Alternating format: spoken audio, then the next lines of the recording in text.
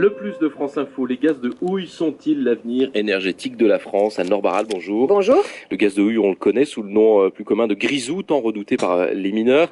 Arnaud Montebourg défend aujourd'hui ce potentiel énergétique 100% français. Le gaz de houille, il est aujourd'hui exploité dans le Nord-Pas-de-Calais. Et puis en Lorraine, une société gazière aimerait bien en faire autant. Elle mène pour cela en ce moment un forage expérimental à Folschwiller en Moselle. Alors rassurez-vous Olivier, nous n'allons pas descendre à la mine, mais plutôt nous pencher au-dessus de ce puits, pas plus large qu'une canalisation, situé dans un champ en bordure de la ville. Il ne reste sur place plus qu'un bassin de rétention d'eau, des containers, une grosse pompe bleue, signe de toute l'eau qu'il a fallu retirer du sol au moment des tests qui se sont terminés en décembre dernier. Et si la société EGL a choisi précisément cet endroit, ce n'est pas pour rien.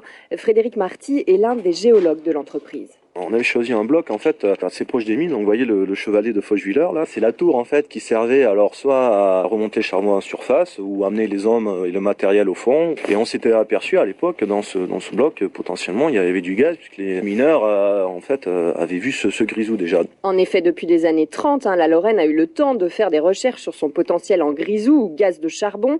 Sa dernière mine a fermé en 2004. À l'époque, les techniques d'extraction du gaz de houille débutaient. Les exploitants l'évacuaient des galeries en fait pour éviter les explosions. Aujourd'hui, ils le valorisent parce que les prix du gaz sont plus intéressants. Et alors en quoi ces techniques de forage sont différentes de celles qui sont interdites en France, par exemple pour l'exploitation des gaz de schiste?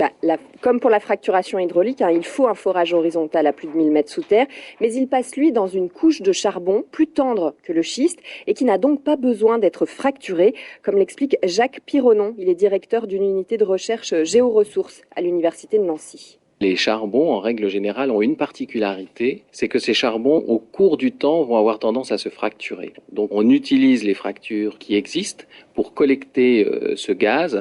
Le gaz est pompé et remonté en surface. Ce réseau de fractures n'existe pas dans les formations de schiste. Alors pas besoin des quantités d'eau astronomiques ou des produits chimiques tant décriés dans les gaz de schiste, pas besoin non plus de tous ces camions pour les transporter, assure l'équipe d'EGL. Il n'empêche qu'il faut toujours traverser des nappes phréatiques, comme l'explique Karim Ben Slimane. Il est responsable de la prévention et des risques au BRGM, le Bureau de recherche géologique et minière. Traverser des aquifères, c'est certain. Si c'est pas fait soigneusement, effectivement, il peut avoir un problème. Mais dans le bassin de Paris, on fait plusieurs milliers de forages et qui ont traversé tous les aquifères. Alors, on va faire remonter de l'eau qui est au contact du charbon. Et on sait qu'elle ne contient pas de métaux lourds. Les écologistes ont du mal aujourd'hui à argumenter sur les dangers des gaz de houille.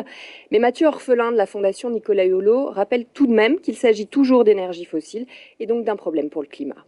Avec ces techniques, notamment avec les gaz de schiste, il y a beaucoup de gaz qui est perdu. Au final, certains scientifiques aujourd'hui montrent que le gaz de schiste émet plus que le charbon. Sur le gaz de houille, là aussi, le bilan n'est pas aussi bon que ce qu'on veut bien nous faire croire.